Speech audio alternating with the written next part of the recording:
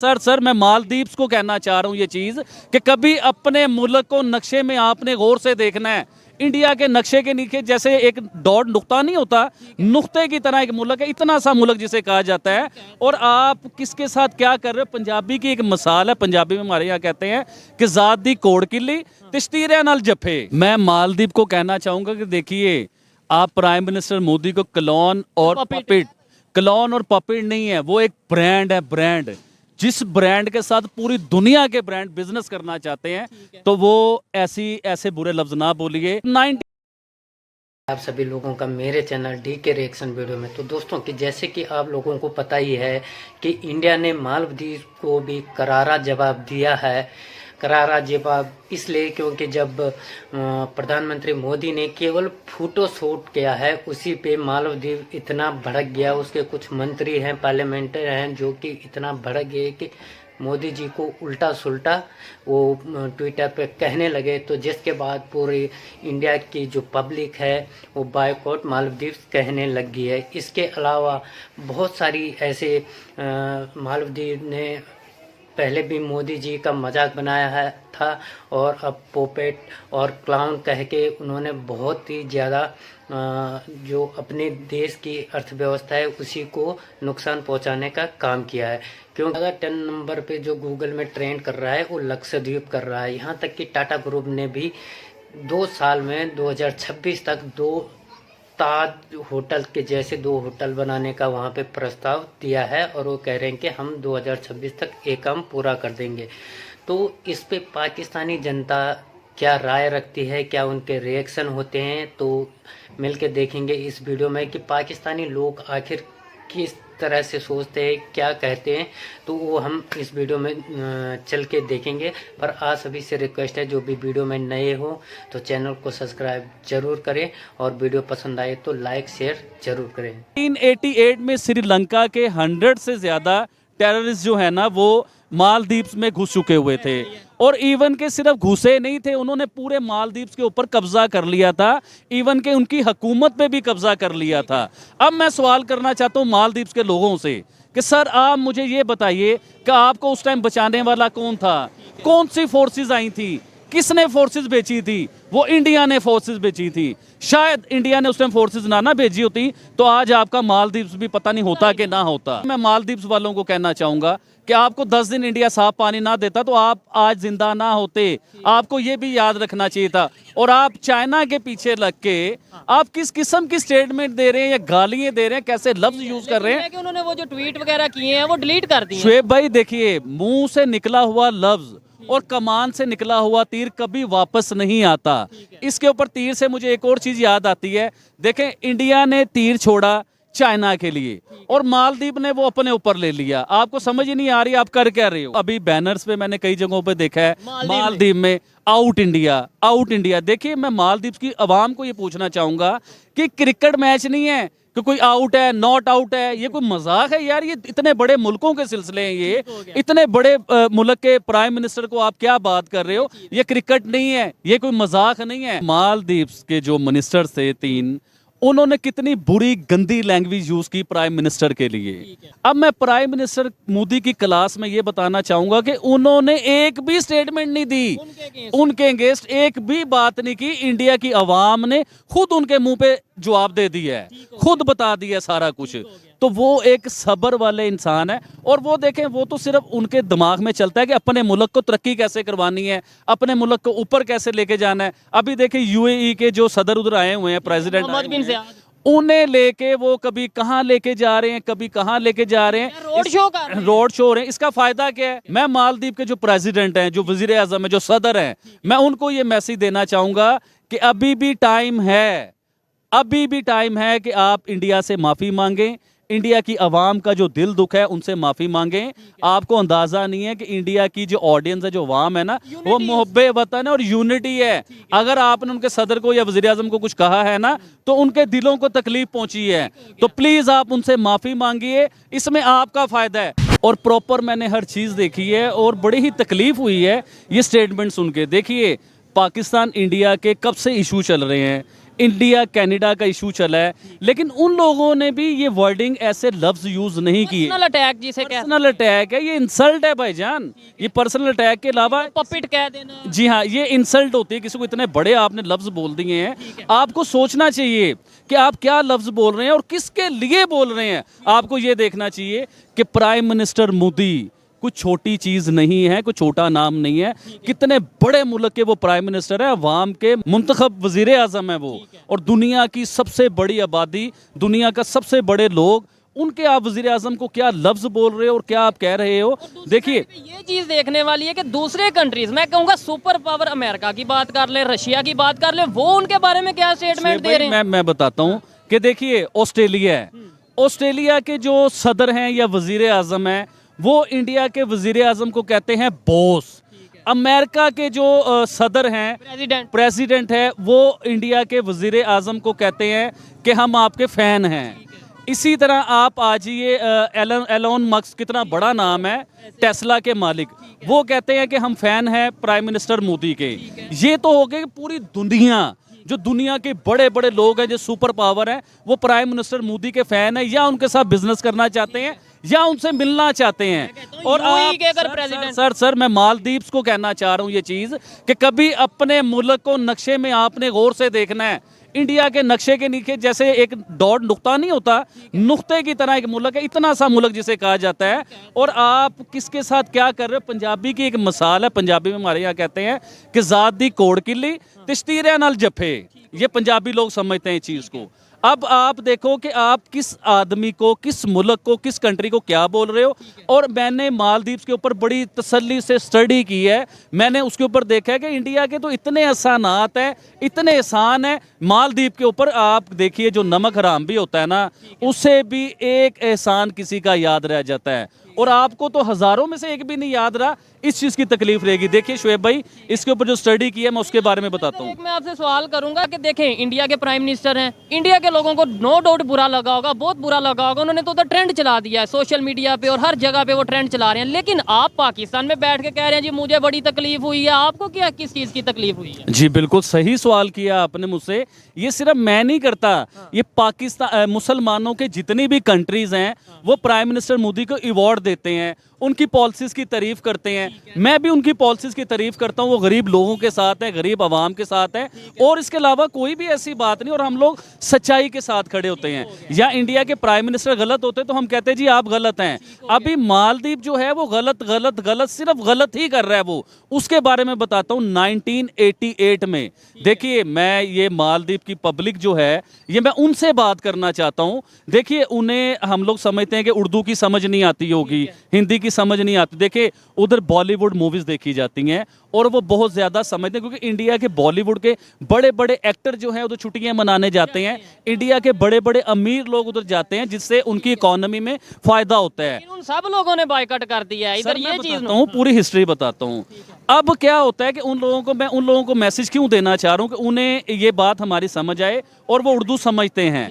देखिए आप भूल चुके हैं 1988 में आपके साथ क्या हुआ। Operation cactus. सर आपको पता है, मुझे लग रहा था आपको भी पता नहीं होगा। मैंने तो स्टडी की है ना प्रॉपर 2-3 दिन। तो 1988 में श्रीलंका के 100 से ज्यादा टेररिस्ट जो है ना, वो मालदीव्स में घुस चुके हुए थे। और इवन के सिर्फ घुसे नहीं थे, उन्होंने पूरे मालदीव्स के ऊपर कब्जा कर लिया था।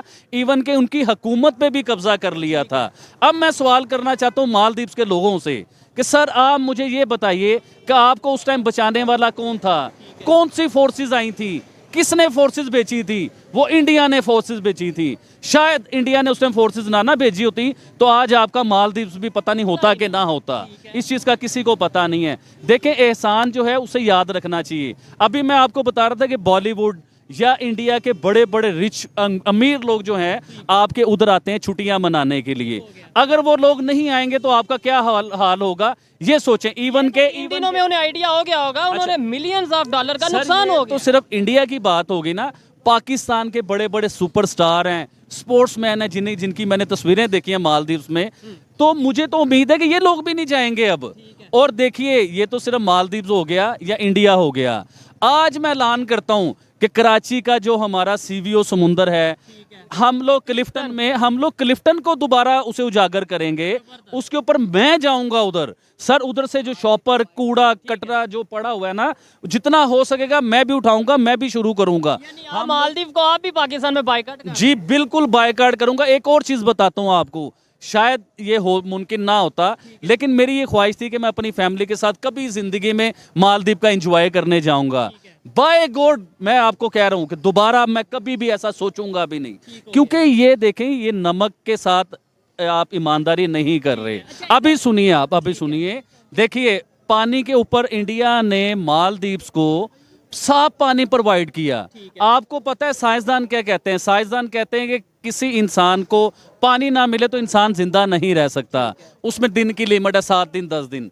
देखिए मैं मालदीव्स वालों को कहना चाहूंगा कि आपको 10 दिन इंडिया साफ पानी ना देता तो आप आज जिंदा ना होते। आपको ये भी याद रखना चाहिए था। और आप चाइना के पीछे लग के आप किस किस्म की स्टेटमेंट दे रहे हैं या गालियां दे रहे हैं, कैसे लफ्ज यूज कर रहे हैं? कि उन्होंने वो जो ट्वीट वगैरह किए हैं वो डिलीट कर दिए। शुएब भाई देखिए, मुंह से निकला हुआ लफ्ज और कमान से निकला हुआ तीर कभी वापस नहीं आता।